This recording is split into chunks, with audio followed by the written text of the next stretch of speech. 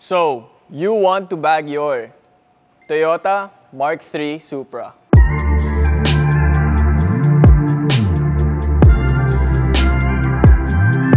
Hello everyone! Welcome back to Fitment TV. Behind me is a Mark III Supra. So if you didn't know, this is actually a Supra. Hindi lang siya mukhang Supra, pero Supra siya. So, itong Supra na to, nakailang Supra na ba ako doon? So, this Supra actually is my good friend Paus. He's been my friend since grade 4, grade 5, something like that. And ever since then, close na kami. Pero, ayun nga, matagal ko na siya sinasabihan na magpa-bags ka na, magpa-bags ka na. Last year actually, kung napanood nyo na yung So You Want to Bag Your VTI, which is my car, nasabi ko doon na 1 year ago, I told myself magpapabag ako. Jump back to this year, nakapag-bags na ako, and then actually, kami ni Pao, our plan was to get bags at the same time. Pero hindi exactly nangyari. In a short amount of time, less than a month, nakapag-bag na rin siya. So I'm really happy for him. I'm really proud of him na naabot niya yung dream naming dalawa. Tsaka itong car na to, special rin sa akin kasi kasama ko siya nung namimili kami ng kotse. Kasi initially, yung dream car niya is actually SW20 na MR2. Pero medyo maselan siya sa MR2 kasi syempre, alam niyo naman, yung MR2 may snap steer actually sa specific model. I think is a 92 to 95, something like that. Pero less of that, more about this. So I actually helped him build the car, find people to fix it up for him. And actually, I've worked on the car on myself with my bare hands together with him at his house. Kaya alam ko talaga yung napagdaanan ng kotse na to, napinturahan at lahat, nabisita ko habang pinipintura, kung anong latero ginawa dito. And this was actually a junkyard build. Sorry, not junkyard build. It was a barnyard find sa napagbilhan niya. So, ginawa ng seller actually na barn find and then binild up lang hanggang sa pwedeng maitakbo yung kotse. And thankfully, it's actually here now in Luzon. Kasi it actually came from Cebu. Other than that, this car is actually running very, very well. May kailangan lang siya ma-maintenance for PMS, pero other than that, it's okay naman. It's running, it's not overheating. Aircon, kailangan lang may ayusin, pero besides that, it's a very, very fun car. It's really nice to look at kasi syempre, our generation now appreciate pop-ups. Pero this intro is getting really long. Napansin ko lang ngayon, ang dami ko sinasatsat. So before this intro gets any more longer, don't forget to like and share the video. Subscribe to our channel. Fitment TV is now at 21,000 subscribers. Thank you to every single one of you. We appreciate it so much. Don't forget to hit the notification bell icon as it really does help the channel as well so you can stay updated on our So You Want to Bag catalog videos, our multi-piece highlights, shop updates, and many more. So please lend me your ears as this will get technical but educational as we dive into the suspension of the Mark III Supra. Okay, so welcome to the front suspension of the Mark III Supra. And as you can see, we're greeted with a double wishbone suspension, not a McPherson type strut. So quick flashback, what is a McPherson type strut? A McPherson type strut rotates on an axis here on the top of the shocks. But as you can see, this is not that. This is a double wishbone suspension. And what's nice about this, so as you can see, this is the upper control arm, and then below is the lower control arm over here. And what's nice about this is actually there are two ball joints. So we have an upper ball joint here for the upper control arm, as well as the bottom over here, if you can see it. I'm not sure if you can see that, but it's right there. Now, it's actually the same with the rear. It's a multi-link in the rear, which we'll dive into later. Pero harap likod may ball joint. Four ball joints in total for the front and then the rear on one side.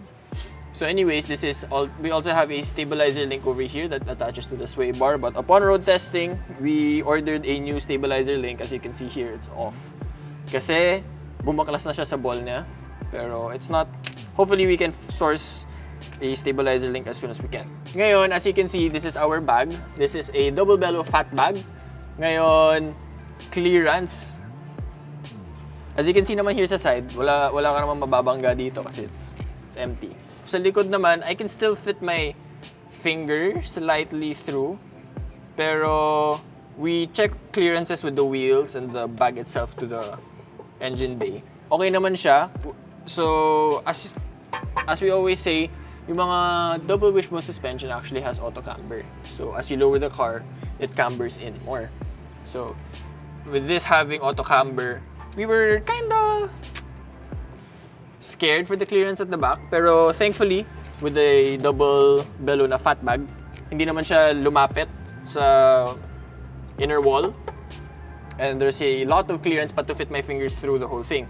So for our hose line, we're using a straight fitting. And our main problem with the straight fitting actually was that hindi masasagad yung baso ng tail niya. Kasi as you can see, ito na yung hose, ito yung lock ring niya. And if we moved it up even just a little bit from here, sasabit na siya, it's gonna end up pushing the hose line. So may ipit. Ngayon, we could have opted for a elbow. Yun nga lang, it's gonna push the line out. We only encountered this problem nung nakabit na yung bag. When the conversion came na from Lipa. That's one thing to note, so his air out is limited. Pero nonetheless, mababa pa rin ang air out niya. Sobrang baba. Nagtatak pa rin yung wheels niya inside, front and rear. So this issue actually is also the same for the rear.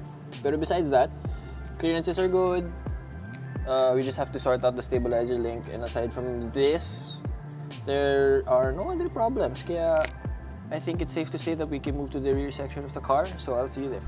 So, welcome to the rear section, or rear suspension of the Mark III Supra. Actually, the front layout and the rear, they're pretty similar. Kasi meron tayong parang, we have an upper control arm here. Same as the front nga, na-mention ko kanina, na may upper and lower ball joint siya. If I'm not mistaken, meron tong lower ball joint. If I can feel it. Let me double check. Sorry, okay, no. There's only one upper control arm. There's only one control arm here, which is actually the upper, and then the rest down below are multi-links. So we have a stabilizer link, which is standard naman. We have our camber, which is fixed, pero since this is a lower control arm multi-link suspension, it auto cambers in. And then we also have a tow arm. Pero design-wise, we are using the same bag, a double bellow fat bag. For clearance naman, it's much more room compared to the front. So for the clearance here, there's much more space compared to front. So as you can see, I can fit my whole hand around. You can see my fingers greeting here. Hose line, as I mentioned a while ago, same lang siya sa harap kasi nga naka-straight fitting tayo and nasasagad siya sa lock ring. So actually, if kita siya, hindi ko lang sure kung kita. Around here behind the fitting, medyo nagbawasan tayo ng material to make sure na hindi talaga nalalagyan ng tension or ng force yung hose line para eventually it doesn't cause a leak in the future. Pero for the rear section, it's straightforward. It's not. This is the first time I saw a suspension like this nga kasi may upper controller siya sa likod. And it looks similar to my car on a Civic. The arm is very similar. May ball joint sa likod. I've never seen that before. So I'm actually, while trying my best to educate you guys sa mga suspension ng cars, I'm actually myself learning also at the same time. Kasi though there are similar suspensions, not all of them are the same all the time. So ayun lang naman. So I think that's it for the rear section of the car. So let's go up and I'll show you through the layout. Now that we're at the layout of the Mark III Supra, dito sa hatch niya, kasi actually there's no trunk here. Ito yung hatch niya because ano ba to? It's more of like a hatchback. So it's similar to the 240SX and 180SX. Pero besides that, our layout is really clean and sleek looking kasi yung kita mo lang yung tank agad. So this is a 5-gallon tank actually. Ngayon, our initial layout plan was to have a hanging tank.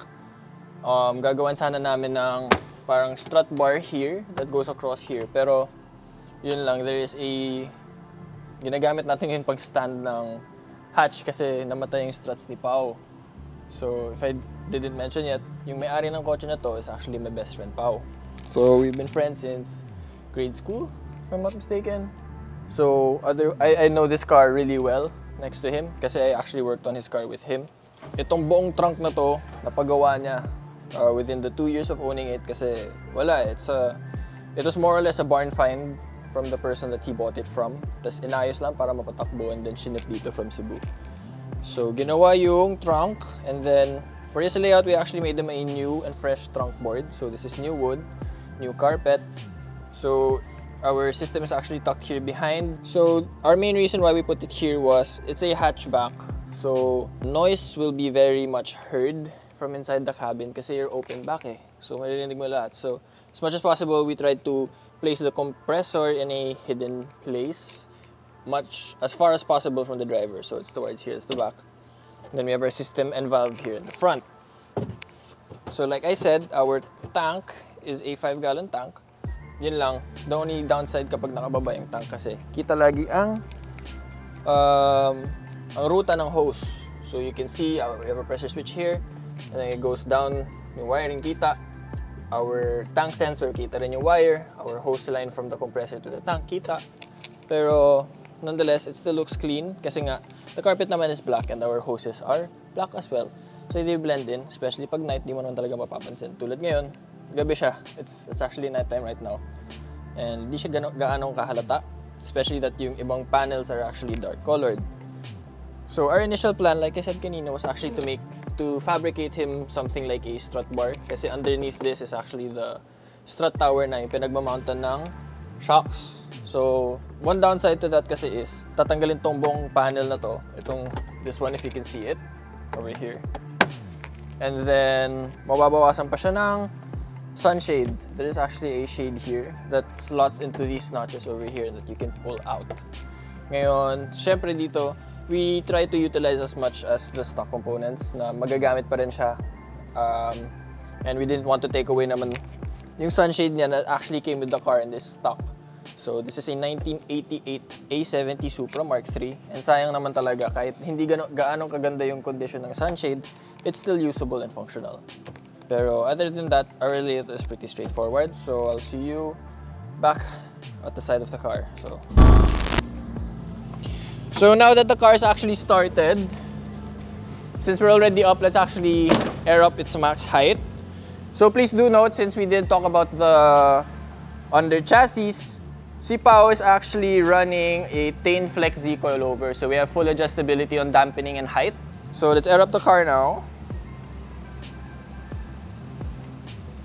Believe it or not, this is already the max air.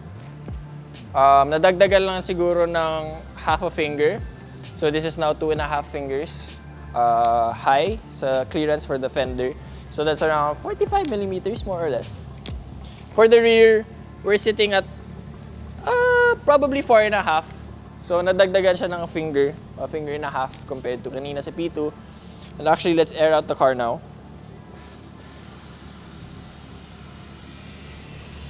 So please do note rin, this is a very heavy car.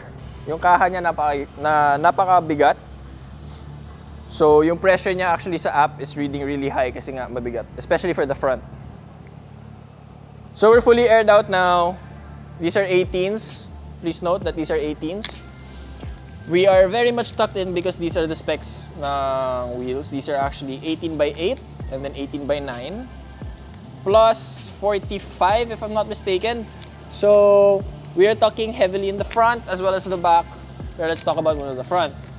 So if we were to push this wheel out to roughly around the fender area, yung dulo na ng fender, I would say that this is actually fender to lip.